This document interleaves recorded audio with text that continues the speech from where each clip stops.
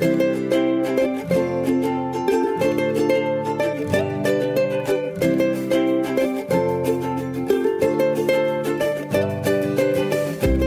am Anna Seawold, and this is Authentic Parenting, a podcast about personal development in the context of parenting, where I explore how you can find more calm, connection, and joy in parenting through the process of self-discovery and inner growth with a trauma-informed lens.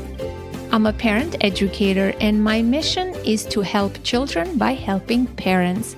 The motto of this podcast is raising our children, growing ourselves. Today, an on-air coaching call with a mother of 2 young kids. Hillary is a busy mom who owns and operates a small business that went through a lot of change during the pandemic. She had to, in her own words, innovate, pivot, and put in 3 times the normal labor since March, so I have entered my busy season already exhausted. She finds herself lacking in patience, snapping at her kids, difficulty managing her own stress, finding time for herself, connecting with her husband and her kids, particularly her son. And on top of that, the kids' tantrums have increased. Bedtime is a struggle. And what worked before doesn't work anymore. I helped Hillary to rethink her current routines, bring the same flexibility and mindset that she applied to her business to her home life and parenting, find time to connect with her spouse, and most importantly, reestablish her somewhat struggling connection with her 4-year-old boy, in hopes that all those other behavioral challenges will decrease. I enjoyed this session so much as the topics are timely and relevant to so many parents of young children. I love Hillary's sense of humor. She had a few light bulb moments, and I'm positive she will implement the small changes we talked about and see big results.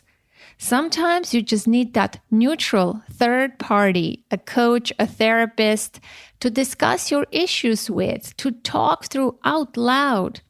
So if you're feeling stuck, challenged by your children's behavior, and you don't know where to turn, do not hesitate to reach out for help. You can either work with me privately, or you can apply for an on-air coaching call. A coaching call is a one-time free session where I help you with some of your parenting challenges. There is no commitment or obligation to continue working with me, and there are no prerequisites required. You just have to be a member of the Authentic Parenting community.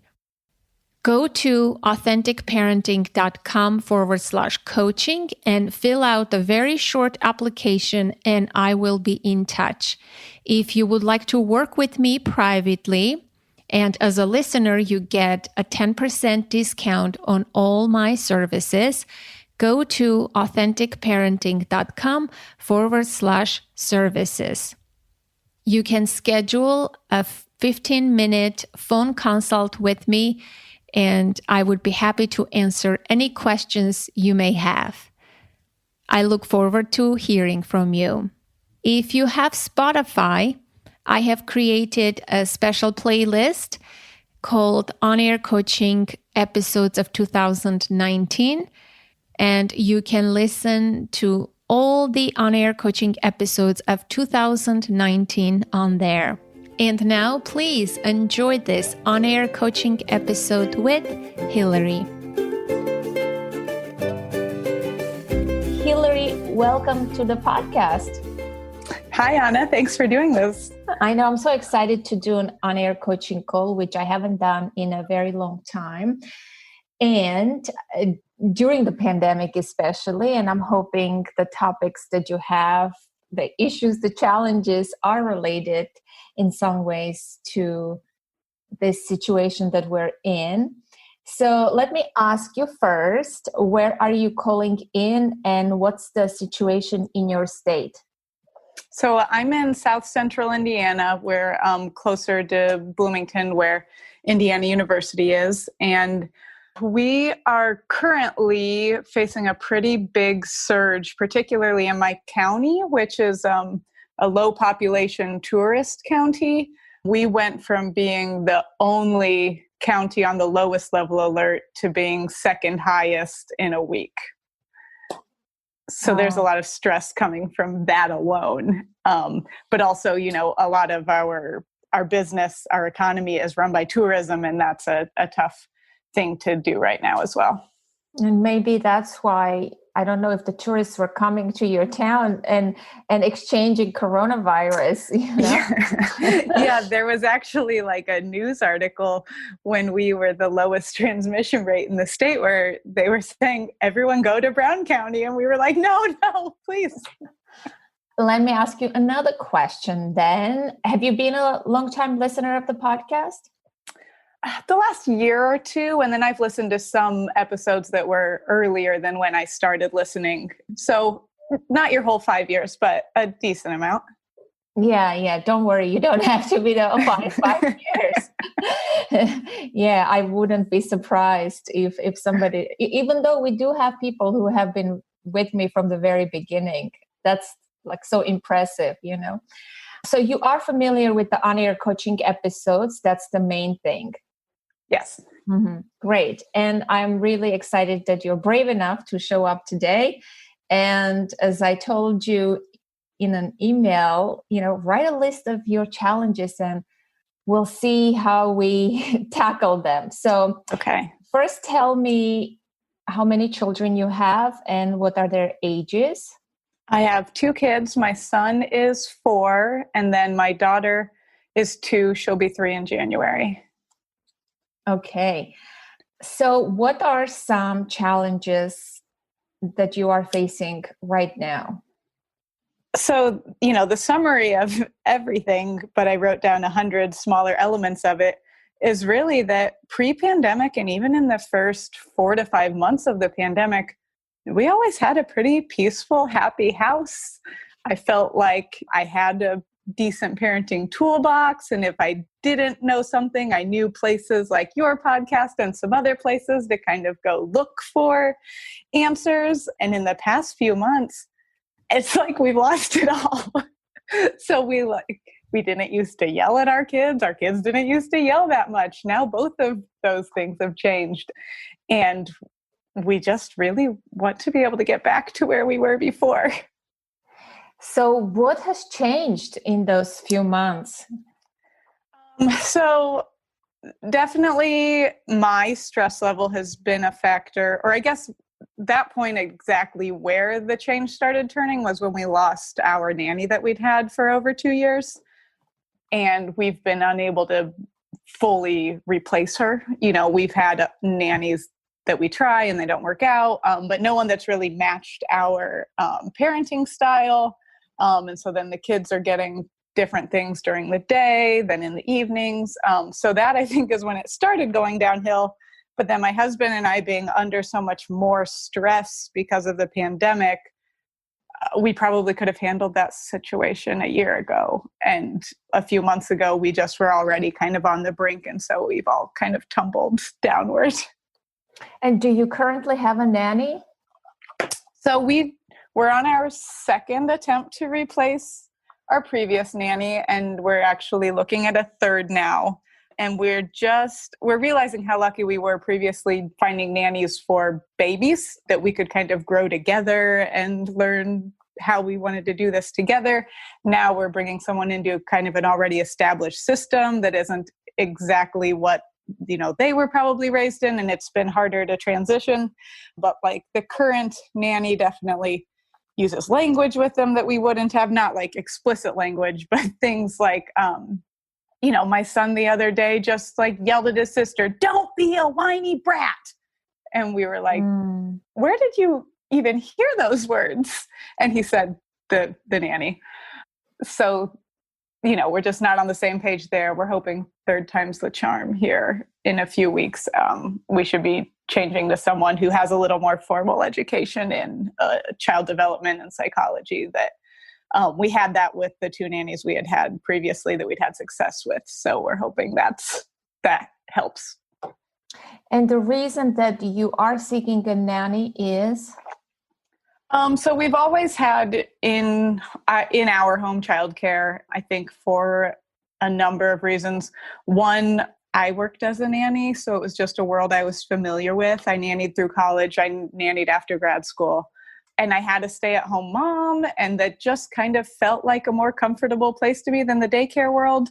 Also, we don't have a lot of daycare options where we live. It's such a low population area. And then when the pandemic hit, we were like, woohoo, we're set up for this. Like we have in-home care, one person who goes to her apartment and comes to our house.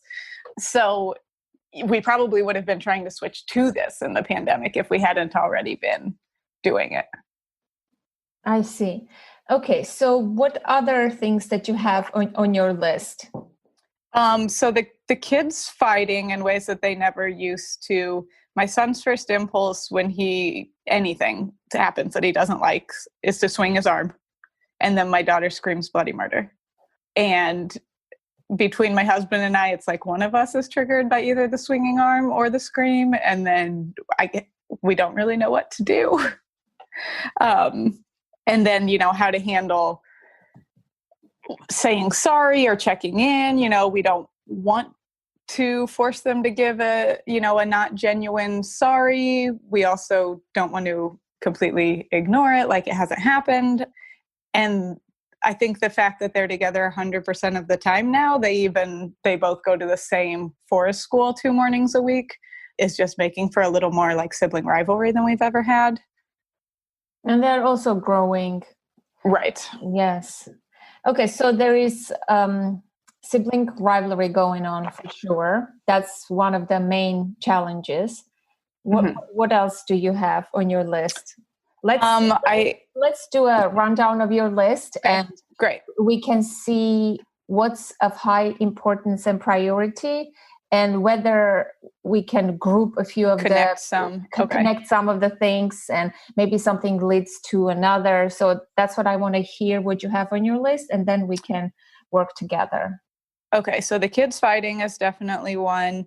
My stress coming home from work with me, from things that feel a little bit out of my control, like really mean customers just wearing me down all day. Really high stakes right now. I can't get COVID and be closed for 2 weeks in fourth quarter, and expect to survive next year. So that feels really high pressure. And I know that my stress level just goes, especially to my son, it just like transfers directly from me to them. So I need to be managing that better. Tantrums, this is brand new. My son now will go to this place when he gets mad that he's just almost just like a thrashing, hitting, throwing, blowing raspberries, like slamming his door. It's just so extreme. It's like anything he can reach that he can make a commotion with, he does. And that's brand new. And so we're really not quite sure how to handle that. This is a long list. It's going to sound like we've got absolutely nothing working right now. Sleeping and bedtime. We gently sleep trained our kids really young, and that allowed us to have a really nice division. Like pre-pandemic, my time was really blocked. Before the kids and my husband woke up was my time to exercise and get kind of a jump start on my work day. Then it would be an hour or so with the kids. Then I'd work while they were with their nanny. We'd have our time together. Then they'd go to sleep. And that would be my time with my husband. So that gave me time, kid time, work time, husband time. And now that they're really fighting sleeping or not napping or continuing to get up out of bed, it's like that whole system's falling apart. And then, with all of this, I have less energy. Pre-pandemic had Energizer Bunny levels of energy. And so we didn't do much screen time. We knew my son didn't handle it very well. But it wasn't hard for me to just be like, okay, let's do this, or we're going to go outside, or we're going to, all of these things. And I just can't really get myself to play with them quite the way I used to. So I'm allowing definitely more screen time, probably not even an amount that I should be concerned about, but it is a big change from what it was before. And then, yeah, with childcare, how do we get someone on the same page as us without that being like a 2-year process, so that we're in a better place from the beginning? So that's my list. Okay, so it's not as intimidating as it sounded. Okay. I don't know how I can help you with the nanny search and the whole process. Well, I don't think it's the search so much as I don't think we're properly communicating to anyone what exactly we want of them, because I think we kind of came into our parenting style gradually enough that it's hard for us to step all the way back and then communicate clearly, this is how we want you to handle all of these things. I gave one nanny a book and she read it immediately, but then she took it like gospel and,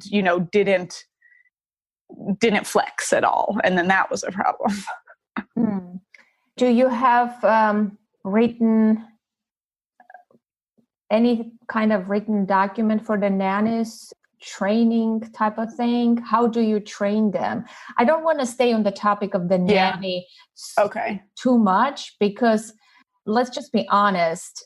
I think your expectations might be a little too high, because especially during the pandemic, they're under all these same pressures. They're under the same pressures. And I mean, is it really realistic to find someone who would parent or nanny the same way as you? The philosophy might be the same. Your house rules they can follow, the routines that you set they can follow through, and the things that you ask them. But you can replicate yourselves, right? I mean, you need to know what is it that you're looking for, and it has to be realistic, especially during this time that not everybody probably wants to work as a nanny, going into other people's homes and things like that.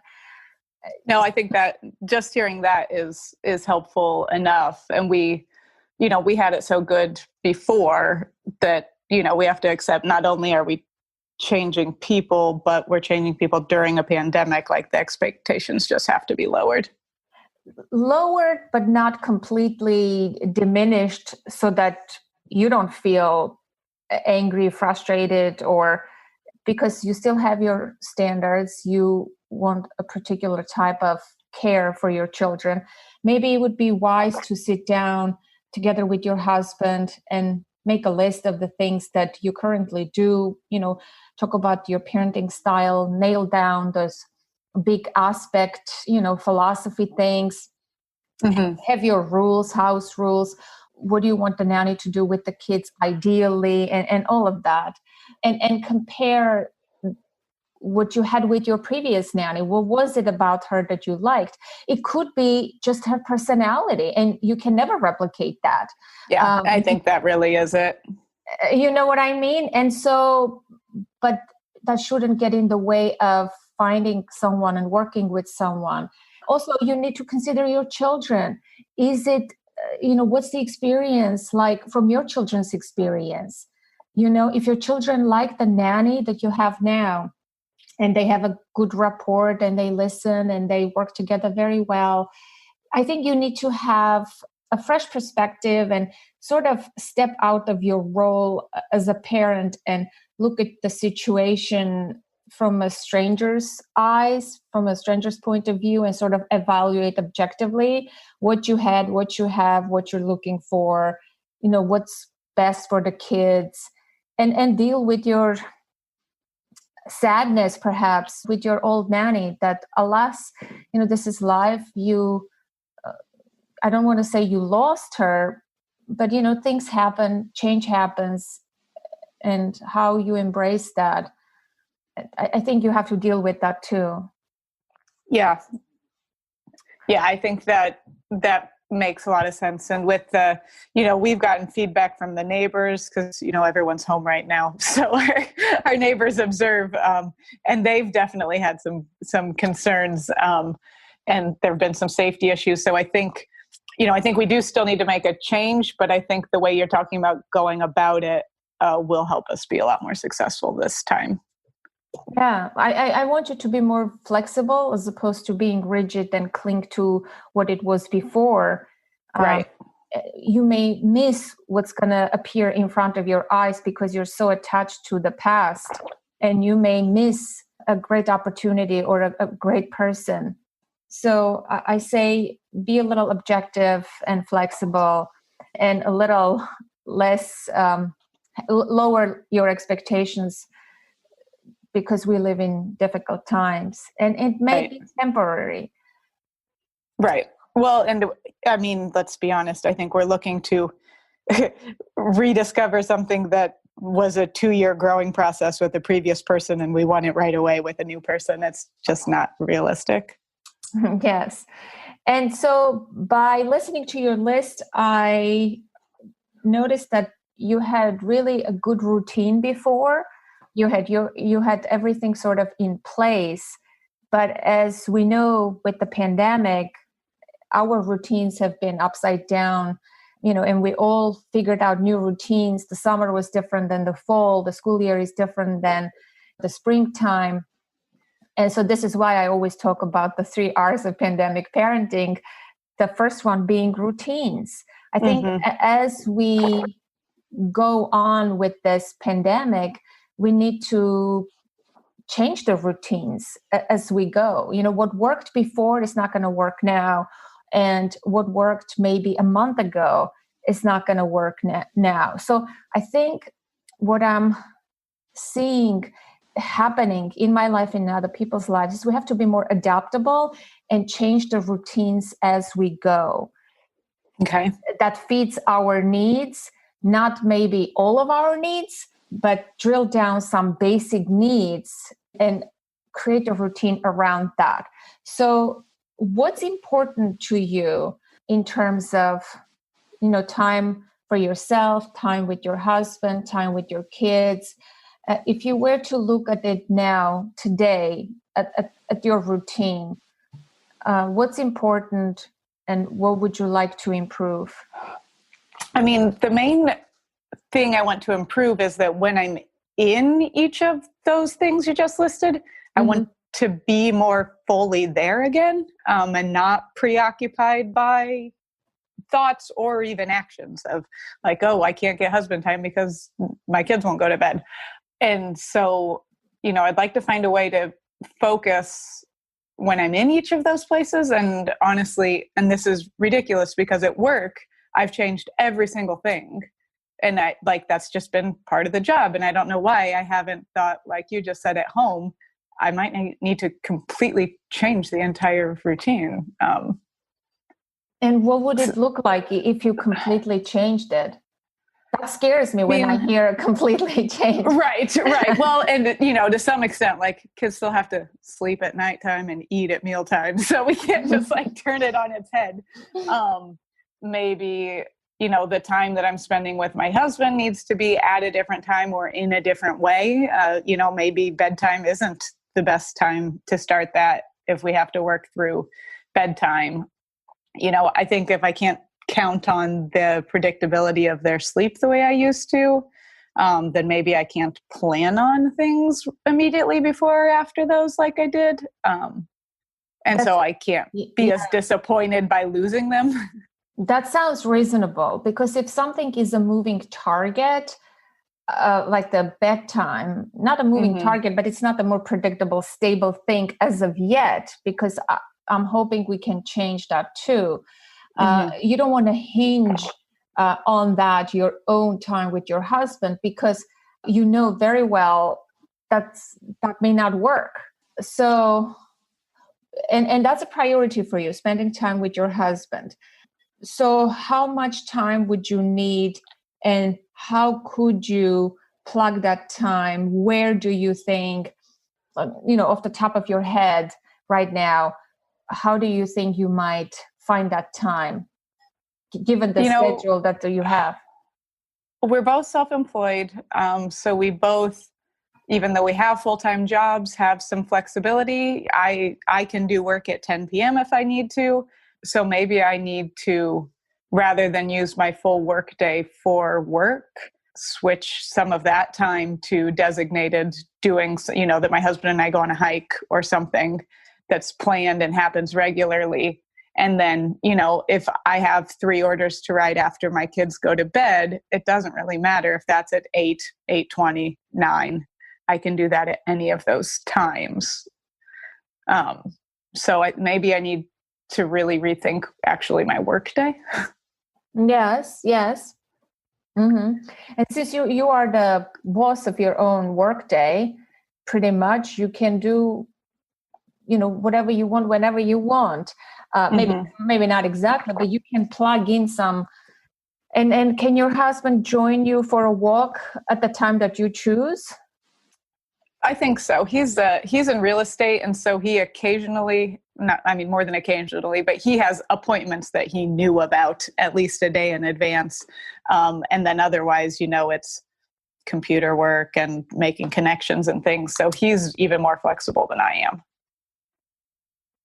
Okay, so this sounds good to me. So I think what would be an action item for you in terms of regulating your routine?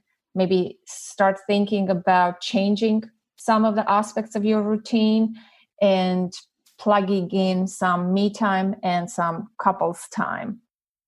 Yeah. So, I'm starting to think maybe I need to move my must-haves, my me time, my exercising, my time with my husband into the block of time when we have childcare during the day, because that's guaranteed. And then, before and after those times can be a lot more flexible. I can hopefully then be more present with the kids because I'm not even feeling like, oh my gosh, I hope they go to bed tonight. Yeah, and be more present. And then whatever I get eventually is like bonus. Oh, we do get to watch a movie together tonight because they did go to bed at bedtime. Yes, eventually they all go to bed. Right. That's the good part. Definitely. Yeah, right. Oh, okay. So I think I'm going to leave you with the routines. I'm going to leave you with that. I think you are pretty capable and creative to do your own thinking and figure out where everything goes.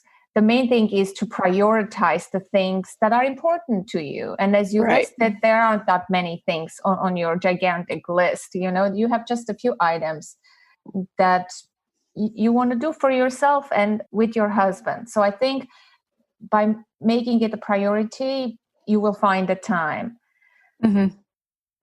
Are you all right with the routines, or do you need to ask me a question or discuss it a little? Yeah.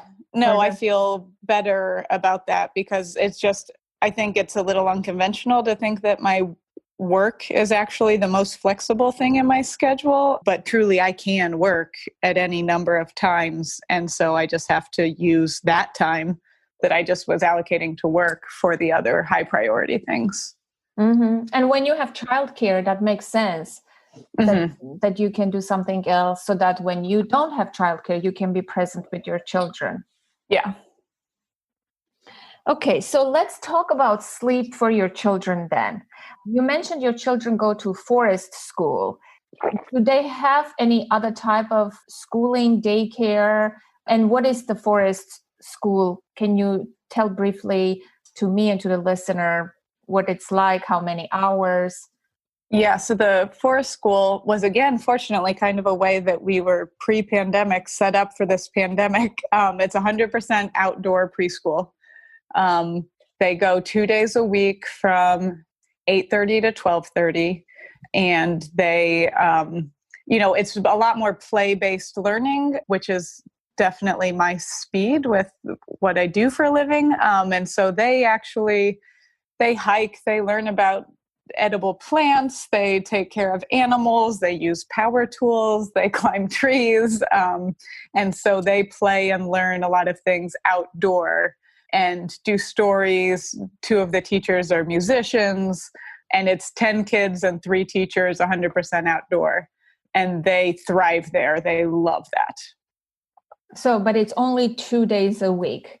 Yeah, it's just the 2 days. And so which the rest of we the could time potentially, the rest of the time they're home.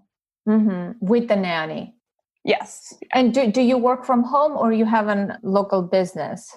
I have a local business, so I have a toy store that is walking distance from my house. And I do have a full-time manager, so the store's open right now and I'm not in there, and it's perfectly well managed. So I work a combination of from home or in the store, but with the kids here, it's definitely easier to work not here when they're here. Understood. Okay, so what's a typical day like for you when they have school, and what it's like when they don't have school? What time do you guys get up, do breakfast, and briefly give me a rundown of your school day? So theoretically, they would wake up between 7:30 and 8. And then I prep everything the night before. I know what I'm making for their breakfast, and their clothes are laid out. Forest school clothes in the cold are a little more intense. We have to have 3 layers of clothes ready. So I have everything prepped at bedtime. And so they'd get up ideally in the ballpark of 7:30. That gives us about 45 minutes that they get dressed, they eat breakfast. And it's always a breakfast that could go in the car if they need to. And then my husband or I takes them to school, drops them off. On Thursdays, I then go drive a delivery route. I said I have a toy store, and we've changed almost every facet of our business this year. So I offer free local delivery. And so I have to go spend a few hours on that, usually after school drop off. And then the non-school days, then their nanny picks them up, brings them home, and we're home by 5. And then they go to bed again, theoretically around 8, but we've been more flexible on that lately because they're getting older and they're not quite as tired. They like to play together in one of their rooms quietly, and so they'll just be allowed to, play, do a craft, whatever in their room until we can tell they're starting to get tired, and then they go to bed. And then on non-school days, it's almost the same. It's just the nanny comes at 9. And we go to work, and we come back at 4:30 on those days and go through the evening routine. Okay, so I want to hear more about the evening routine. Yeah, so evening is usually, I'm usually the first one home. They most days have napped. My daughter struggles with bedtime if she does not nap, and that's been a thing lately. She's recently decided she's ready to move out of her crib. And she sleeps okay at night that way, but she doesn't nap. And then she's overtired by bedtime if she doesn't nap. So where did this start?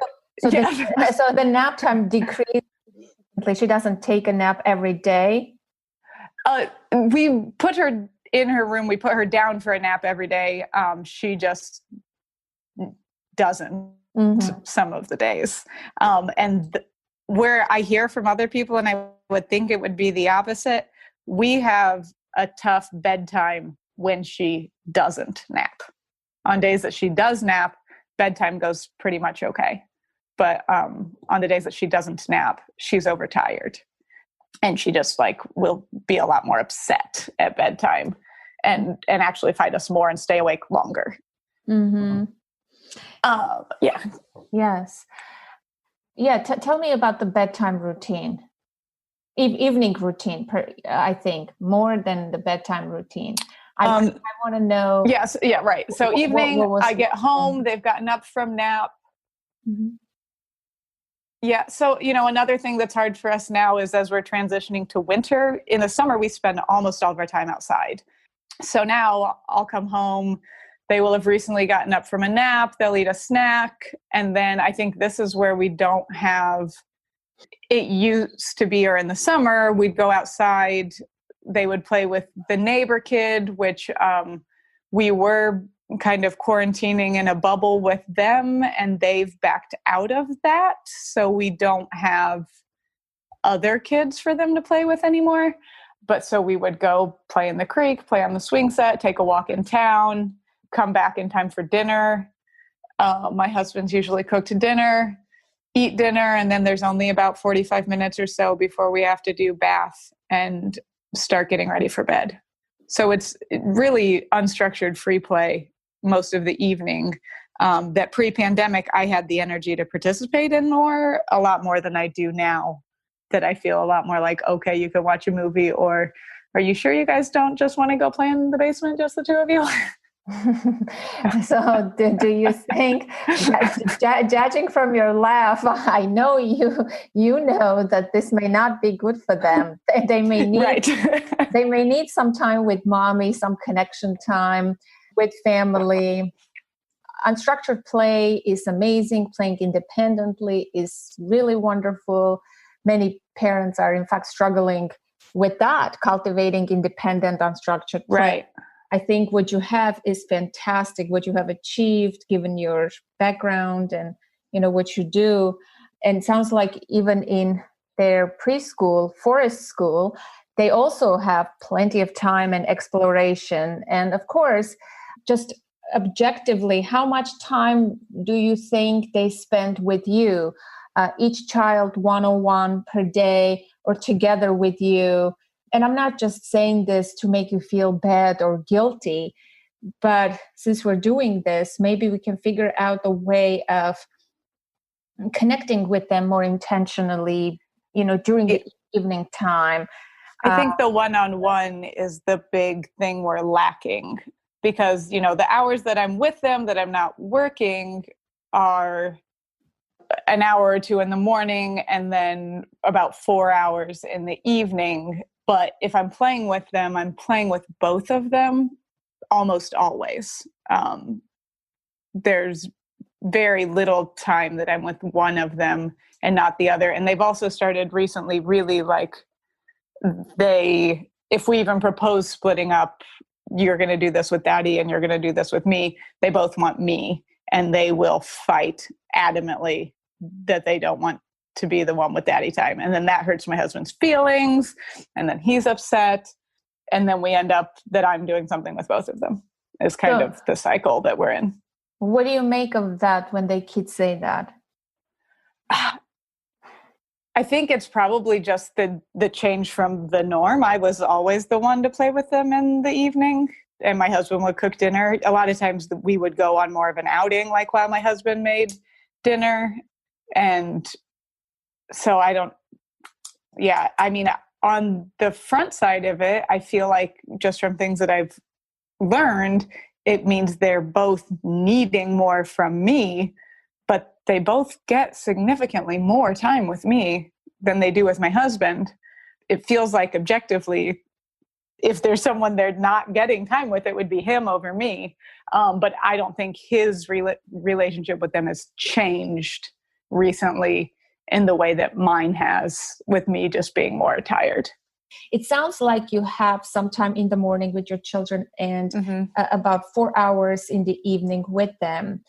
It sounds like the children prefer you, and objectively, they're not spending as much time with daddy as they spend with you. Right. But the time they spend with you is not one-on-one, it's together time, right? Yeah, almost exclusively, yeah. Mm-hmm. Do you think they would prefer to have one-on-one time? I think this is where we kind of struggle with it. Is my son, yes. My daughter, no. She wants to be where her brother is at all times. He wants time with me. I picked up on this a week or two ago, and so I made a point of it was a Sunday, and at nap time, we'd had a really tough day. And to my husband, I was like, okay, Jasper needs one-on-one time. I'm going to just take him outside all night, and can you just have Veda? She's not going to like it, but we'll commit to, we're doing this. And we did. And my son now almost daily will be like, Mom, remember when we did that mommy time? That was great. Oh, I know. Oh, so that's what he wants. So we have to put this on a priority list too. Mm-hmm. To have some time, not only with yourself, not only with your husband, but also with your son. since it's Mm-hmm. so important for him. And, his tantrums, his outbursts, all those things may disappear because he's just needing maybe some warmth, connection time with mom, one-on-one, Right. uninterrupted, just the way you're craving me time and couples time. Right. This is pretty normal, decent need that we all have as humans, be that a child or an adult. And this pandemic didn't make that easy. We are together in close quarters with our family members. As much as we love them, it can be a little too much. And finding that balance of me time, together time, alone time with each kid, I think is a very tricky issue and a very big problem in a lot of families, especially people who have more than one child.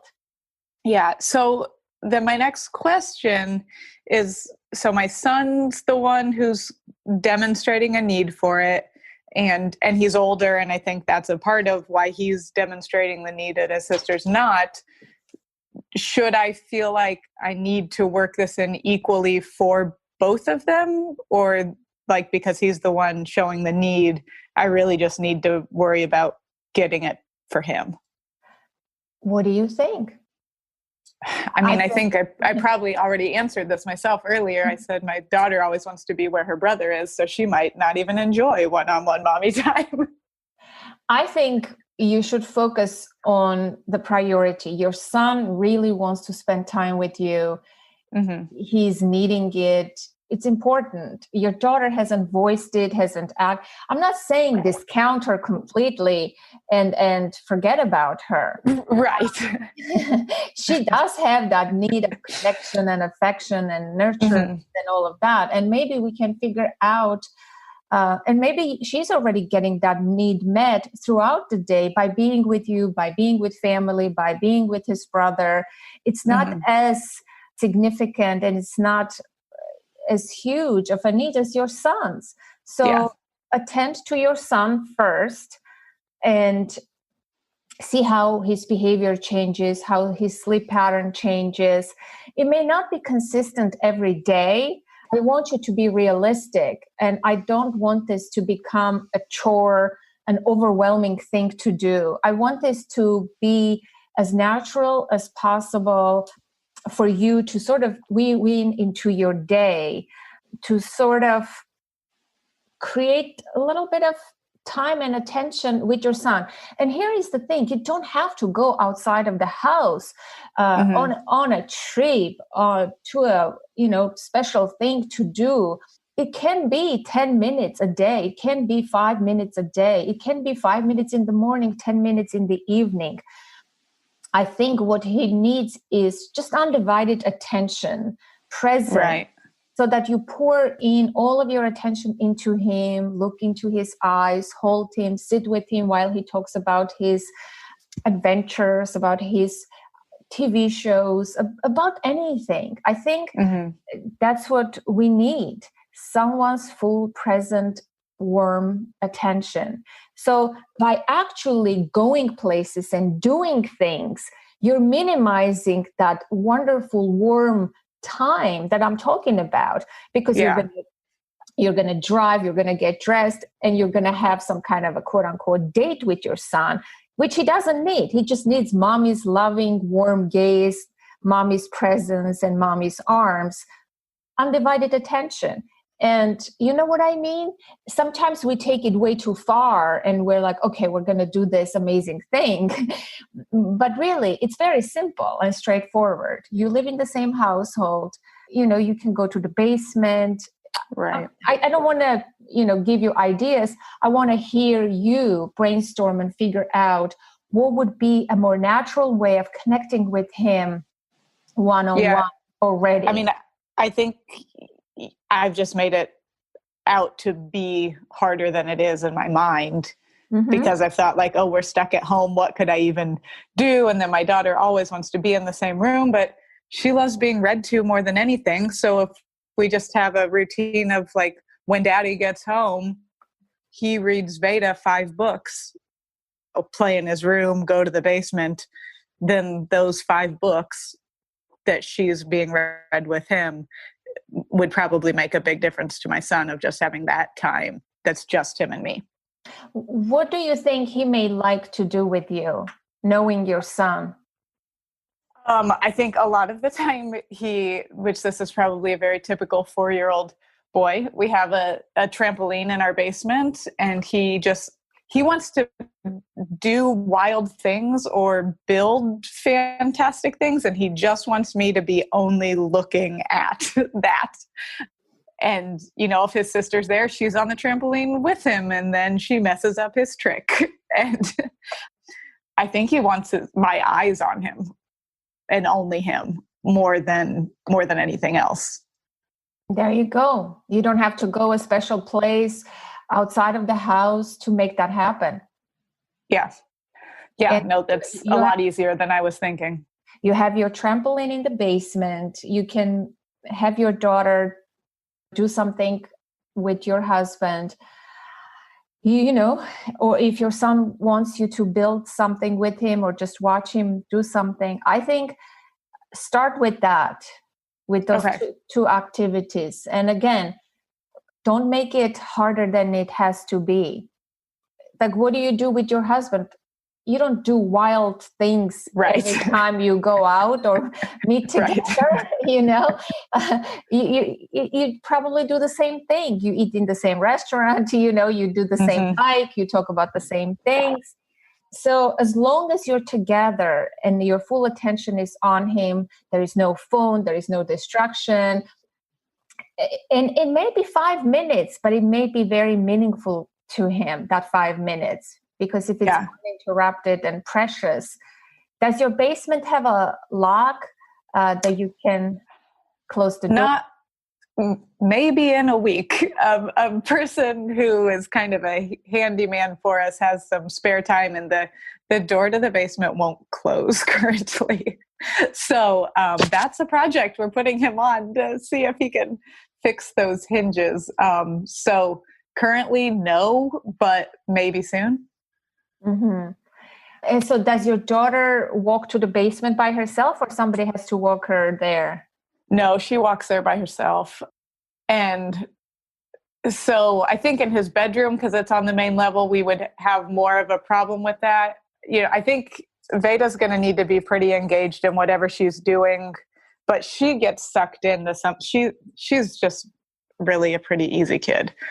If it's reading a book, or even if I just put something in front of her, she's like, oh, this is interesting. And then she goes into her own world. Mm-hmm.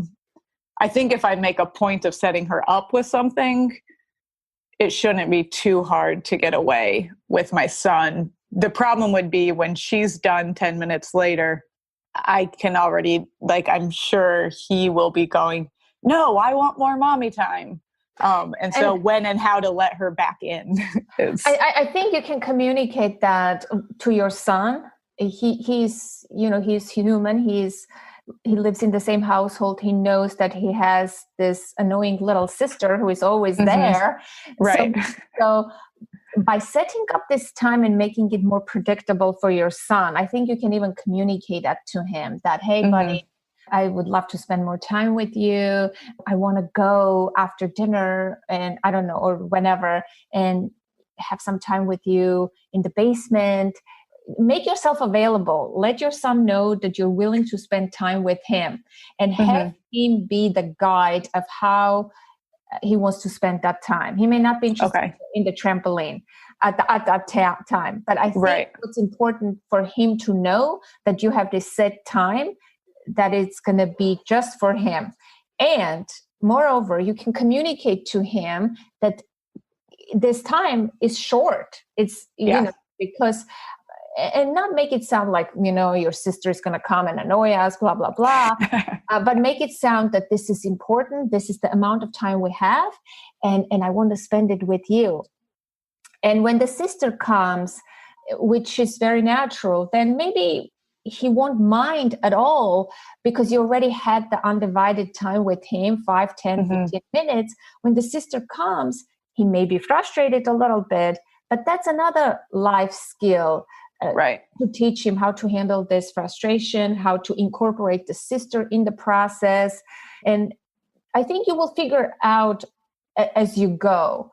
It's you do that already. You play with both of them together. You could say, do they do anything together? You could do them against you type of game, or you can all cuddle and jump together. You can do let's get together and hug and love each other time, that type of thing. Well, and that's a lot of our normal time right now. And I think Jasper's just kind of fed up with it, but Veda thrives on it. I mean, she like calls for group hugs. She will just like randomly be doing something, go, everybody group hug.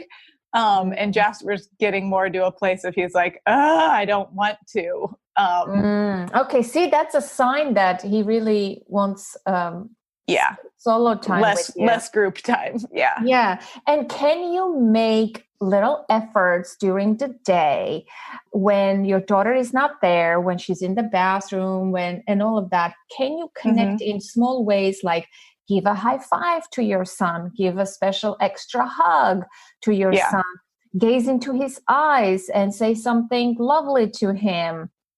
Can you check in with him about something? Like those are the small moments of connection that I am talking about throughout the day.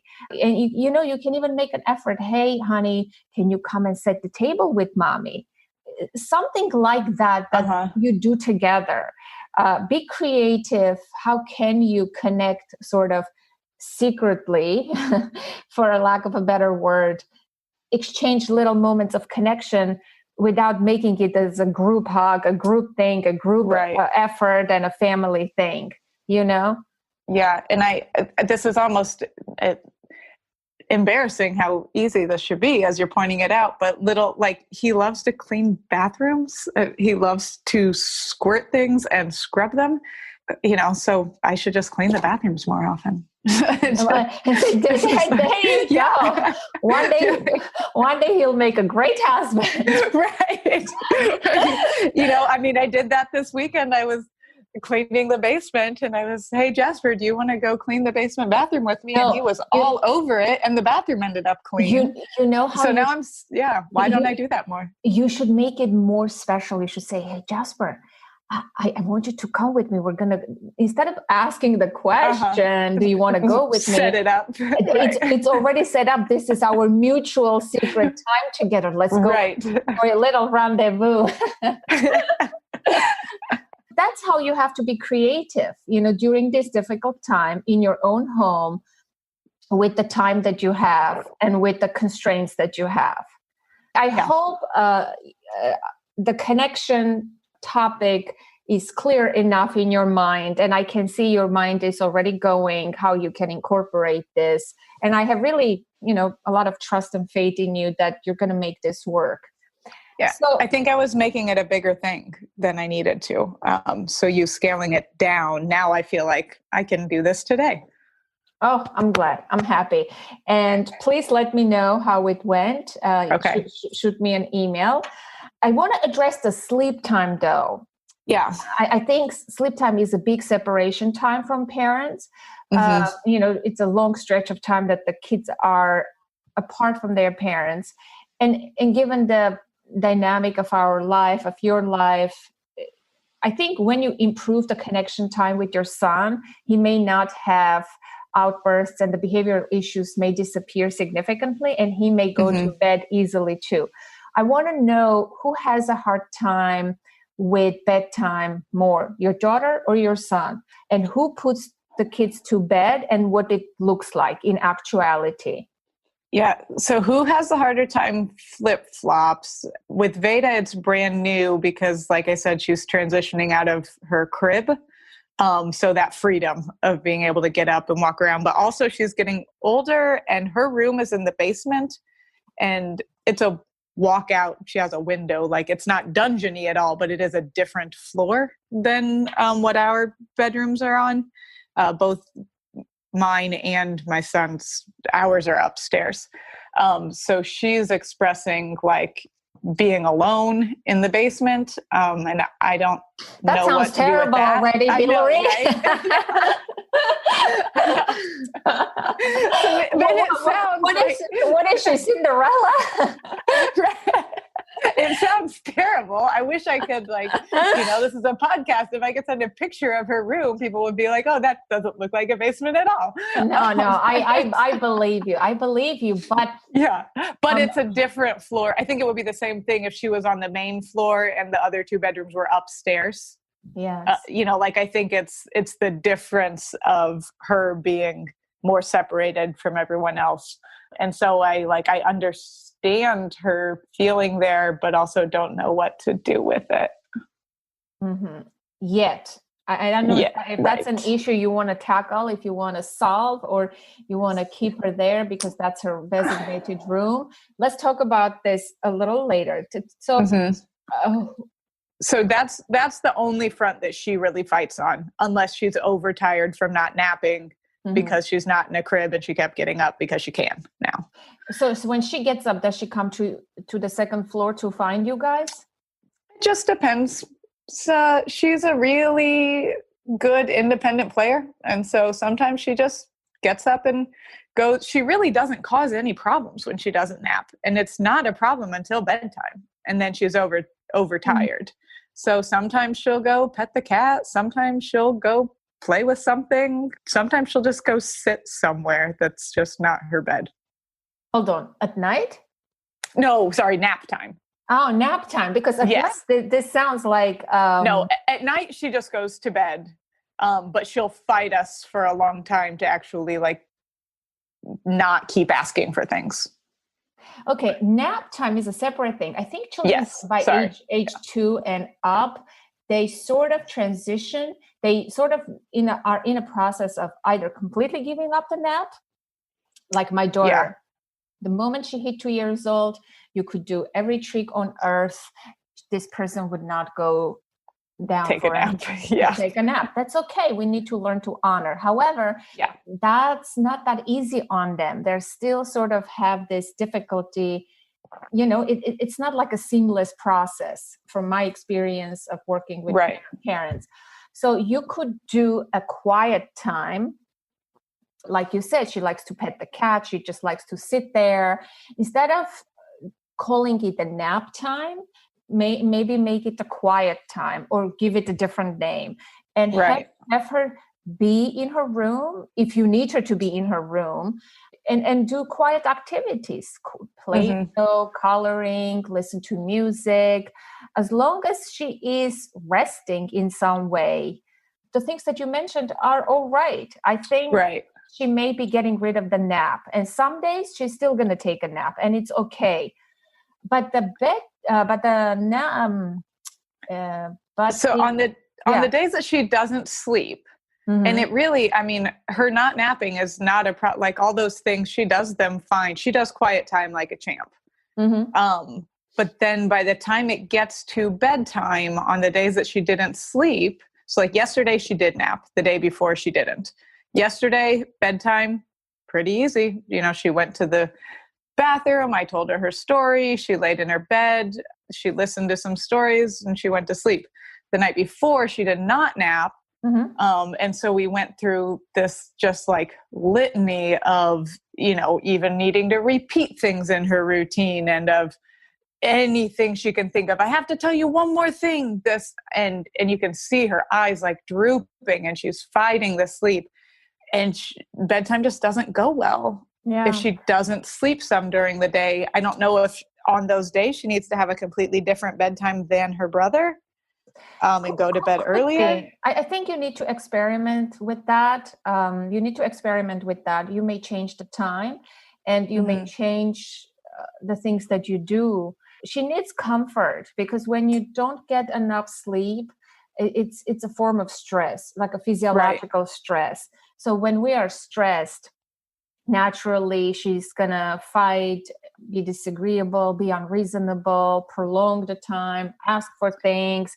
And that's going to annoy the heck out of you for sure. So, but this is predictable. You already know the days that she doesn't nap, expect a bit of a difficult bedtime.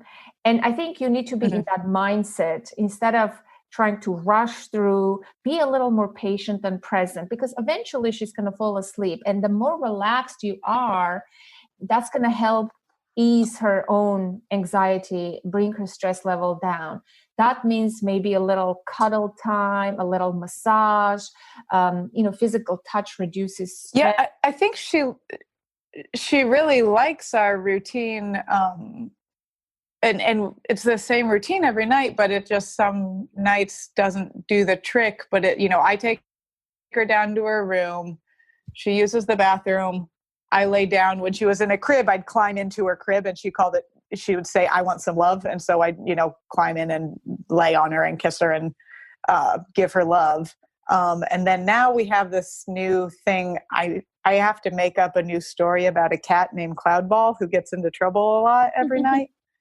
And so we do a Cloudball story, and like on the nights that she's not overtired, getting love, a Cloudball story, I draw a heart on her hand with a marker for her to keep overnight for me. And then she has a little Tony box that's like audiobooks, and she can listen to those to fall asleep. And if she's not overtired, that does it. And when she's overtired, it's, I need another Cloudball story. Tell me Cloudball and the dinosaurs. Now Cloudball goes to school. Whatever she can think of, she throws at me. And I guess I just don't want to do 7 Cloudball stories. Yes. And do you set the limit and say, no, today we tell only this? How do you handle that part? A lot of the time, the limit is 1, because we've also read books. She has audiobook. There's no shortage of stories, and it's hard to make up a new story on the fly every night. I can't make up that many. So usually the limit is 1, and then with special circumstances, not a lot of the time, but when there's a special circumstance, it's 2. So do you think the days that she doesn't nap, moving her bedtime a little earlier would help? I hope.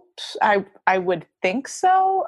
But I think since she's always gone to bed at the same time as her brother, and our house is loud, like you can hear who's awake and who's talking and who's doing things, she at least up front might be very confused by, why am I going to bed and my brother's not? Yeah, this is a little tough, but she's younger. She needs more sleep. If she's going to skip that nap, I don't think she can stay up as long as her older brother. That's right, because she doesn't get enough sleep. With the nap, she used to get, 11 hours per day? With the nap, I'd say she's at more like 12. But see, without the nap, it's roughly 10. Without the nap, it's like 10, yeah. Yeah, that's going to impact her significantly. And her brain is so young. She is going to exhibit those kind of stress signs. So maybe move the bedtime a little earlier, little increments at the time. And within a week, maybe instead of doing 7 p.m. as opposed to 8, that's like a 1 hour gap. That's hard to do. Maybe do start with 30 minutes. Okay. Read the stories and things like that, and see how that works the first day. If it doesn't work, maybe change the time a little bit. Maybe go 40 minutes, maybe go 20 minutes. You have to catch that sweet spot when they are tired, but not overtired. Yeah. When they're overtired, it's just like a trouble to put them to bed. And you just have to suffer those days. That's as realistic as it gets. There's no magic solution here. It's all experimentation. I think we've been operating on like thinking the norm is taking a nap, and then the bedtime's the same as her brother's, and we need to switch to thinking the norm is not taking a nap, and so bedtime is earlier than her brother's. But on the off chance that she does sleep, she might be able to stay up a little later.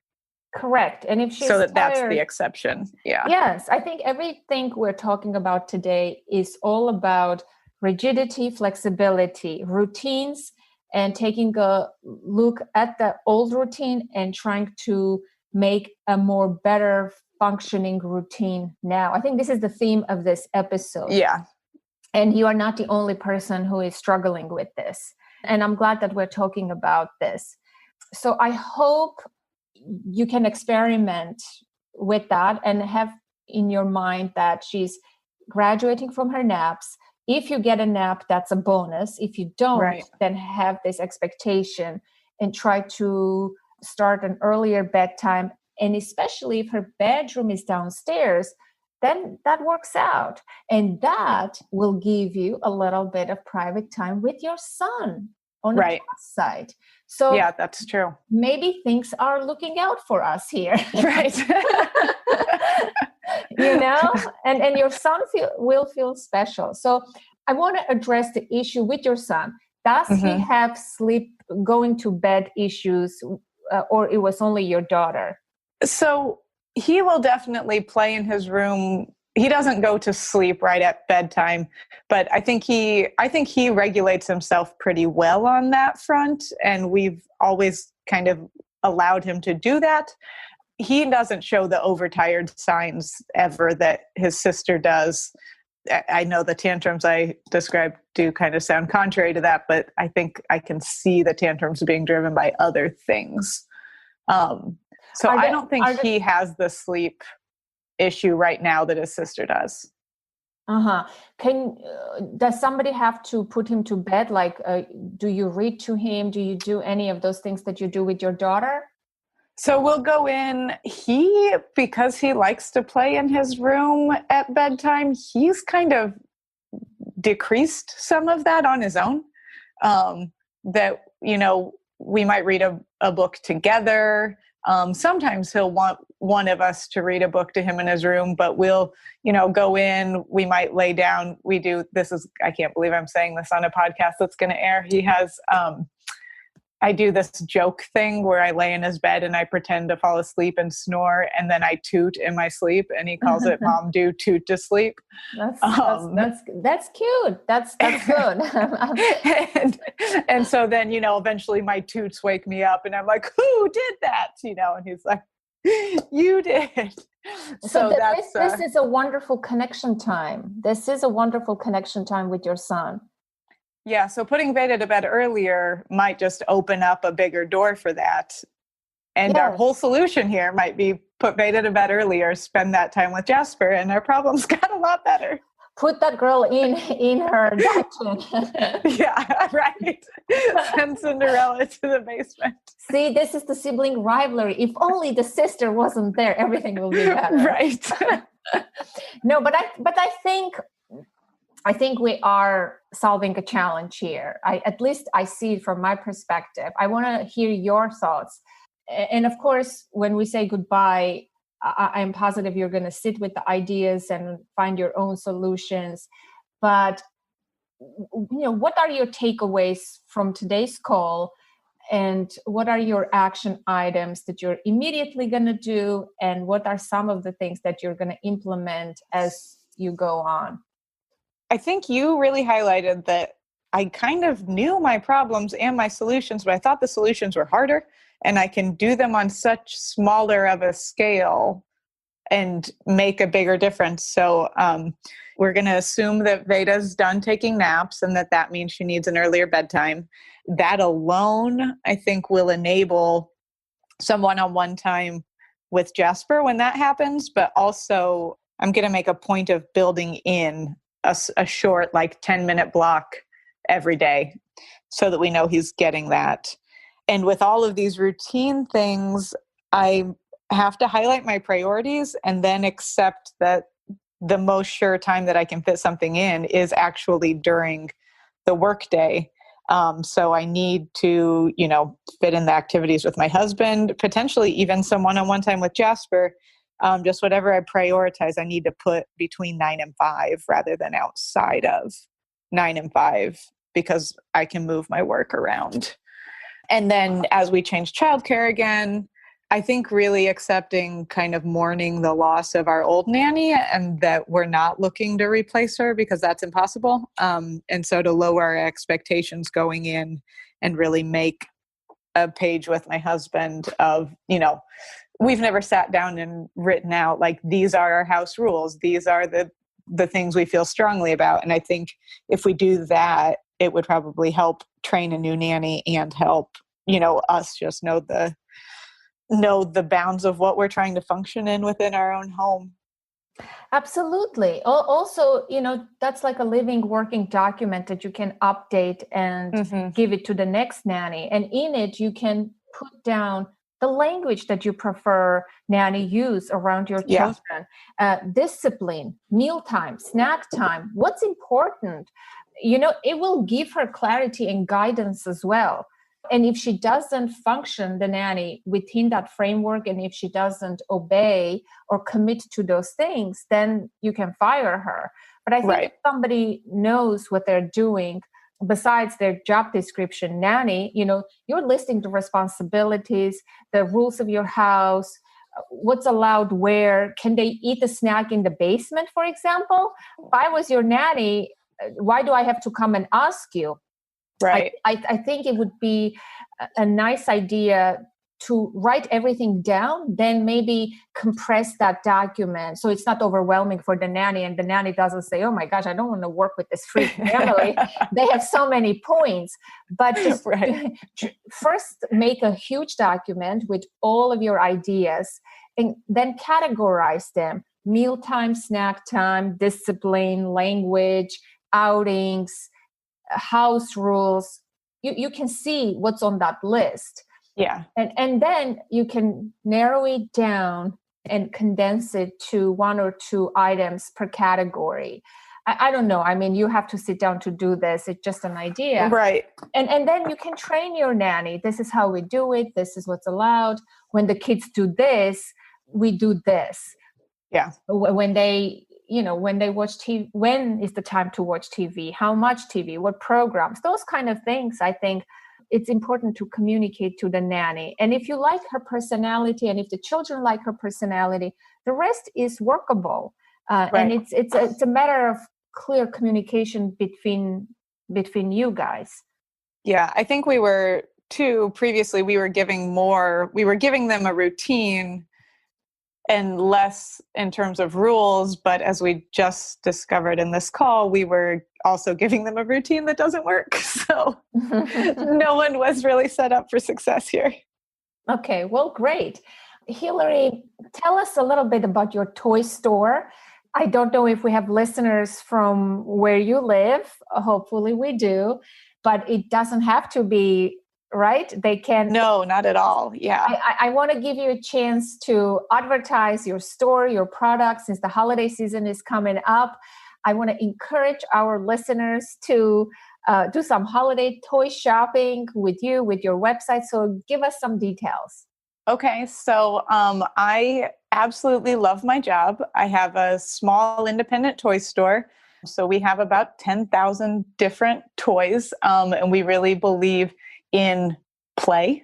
As you probably picked up from all of this, that's really a priority of ours. And so we have high quality toys. And since we believe all play is educational, we make sure that they're toys that the kid is doing the playing, not that the toy is doing the playing and the kid is doing the passive watching. So we have tons of toys in every category for every age, from birth through adults. We think you should ever outgrow playing. Our website is browncountytoychest.com. And with COVID, we've moved to a large portion of our sales being online. So we started offering $5 flat rate shipping within the US. We've started doing a lot of personal shopping that you can actually buy on the website. So let's say you have 4 nieces and nephews, you haven't even seen them all year, so you mainly know their ages and their interests. You could tell us that you wanted 4 $50 gifts. These are the ages, these are their interests. We'll fill those for you, wrap them, and ship them straight to the kids if you won't be seeing them, or ship them straight to you. Then you don't have to figure out what to get. And you have an option other than big mass stores. I could really talk about my job and my store all day. So I don't know what else you want to know. That's great. So say the website again, and I will have a link in the show notes for the listener.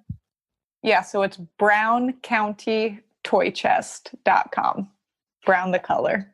And are you happen to be in our Facebook community? I am, yeah. Okay, so we will make a post there as well. And hopefully you will get some sales from our listeners. It would be great. And that would be great. And if there are people who are listening who are in Indiana, that's where you are, right? Yes. I would love for them to connect especially with you or visit your store. That would be fantastic. And maybe you can take pictures and selfies and send it to me. Yeah, I would love to know that there are other listeners of yours near me. That would really feel like a little community. Yes, we do have our little community. There was even the first couple made within the Authentic Parenting community. Oh, wow. So things are getting wild over here. Yeah, no kidding. So Hillary, I want to thank you for your time, for trusting me. I had a blast. This was one of the best on-air coaching calls. You're such a fun person to talk to, and you have a great sense of humor. I'm glad we had a few laughs. It's much needed now. And I hope the session was... Yes. I mean, I feel so much better, honestly. So I'm really, really thankful that you did this. Yay. That's the goal.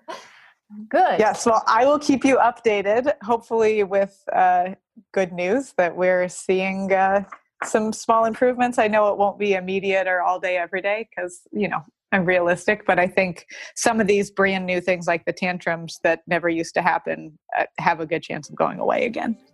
Great. I love your optimism. Thank you. Yep. Okay. Well, thank you, Anna. Have a good day.